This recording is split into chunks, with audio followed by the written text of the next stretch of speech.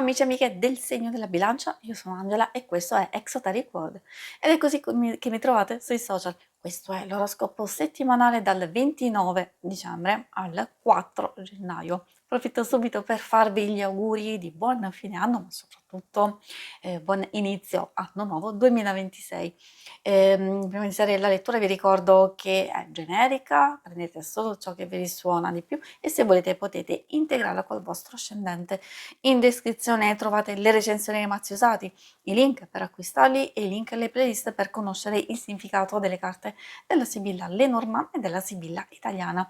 Vi invito a iscrivervi e abbonarvi al mio canale per sostenere il mio lavoro. Vi ringrazio moltissimo se lo farete o l'avete già fatto. E adesso possiamo partire andando a vedere principalmente le vostre energie, i segni della qualità attenzionale, poi vedremo l'amore, il lavoro e le finanze. Come prima indicazione troviamo l'ancora.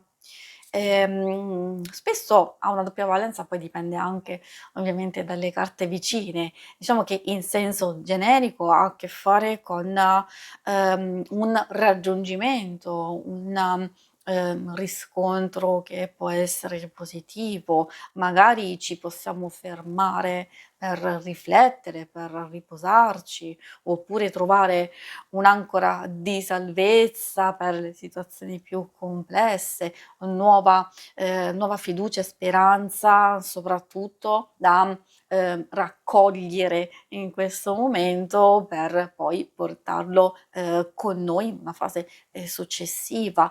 Parla anche di impegno e di maggior sicurezza che forse abbiamo bisogno di ritrovare. Ecco perché ci consiglia, qualsiasi cosa stiamo facendo, di fermarci un attimino e poi ripartire successivamente. Può avere a che fare anche con i viaggi, perché no? Viaggi, comunicazioni, cose che si muovono abbastanza in fretta, le troviamo proprio nella nostra carta degli uccelli, molto, molto movimentata soprattutto dal punto di vista delle comunicazioni, gran fermento, e agitazione che può essere sia positiva sia negativa, insomma dipende. Quando si tratta di comunicazioni io consiglio sempre magari di fare attenzione perché possono esserci delle sciocchezze, dei pettegolezzi, delle cose non positive, a volte anche delle critiche che non ci portano da nessuna parte, anzi ci fanno stare solo male, quindi meglio lasciarle andare.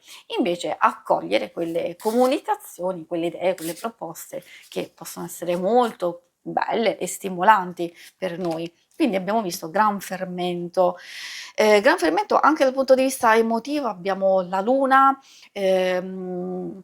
che ci fa capire che magari ci sono dei dubbi, delle perplessità, delle situazioni esterne che non ci permettono di ritrovare, di avere subito lucidità su alcune cose. Invece può essere molto positiva riguardo ai nostri sogni, i nostri desideri e che non dobbiamo lasciare lì fermi, chiusi nel cassetto, ma che forse potrebbe essere il momento giusto per valutare, iniziare, vedere un po' cosa abbiamo a disposizione per capire anche come procedere. I segni zodiacali da attenzionare particolarmente nella vostra settimana sono i segni di aria, Gemelli, Bilancia e Acquario e abbiamo anche un po' quelli di acqua, Cancro, Scorpione e Pesci. E adesso procediamo con l'ambito amore.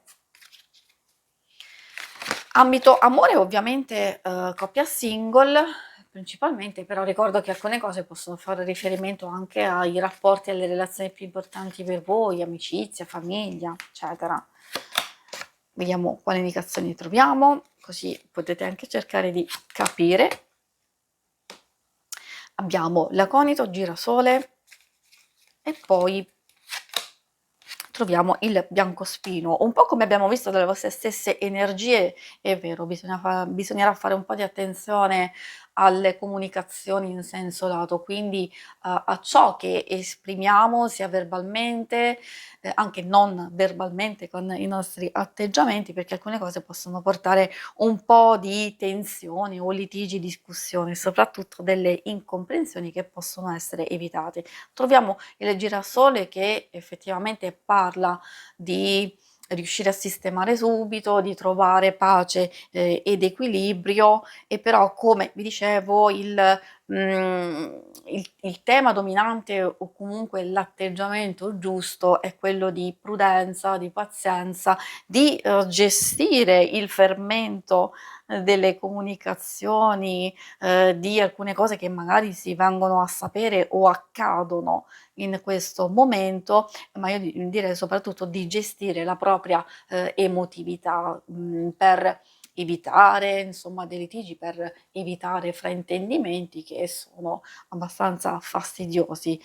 Possiamo trovare serenità e tranquillità, soprattutto chiarezza in alcuni aspetti, questo lo dico soprattutto per i single perché magari dubbi e incertezze che possono riguardare una conoscenza, un interesse, una frequentazione, possono ancora rimanere tra alti e bassi, tipo allontanamento, diciamo chiusura, riavvicinamento, il risentirsi, il non risentirsi, insomma cose abbastanza altalenanti. Oppure come vi dicevo, proprio quelle cose che vengono dette, diciamo così, per in un certo senso istigare, provocare, una reazione, cioè un qualcosa. Ecco, anche qui in queste circostanze di fare attenzione. Sempre a proposito di comunicazione, visto che c'è questo fermento, alcune carte possono indicare anche delle possibili, diciamo, nuove conoscenze che poi vedete successivamente se possono essere interessanti o meno per voi. E adesso procediamo con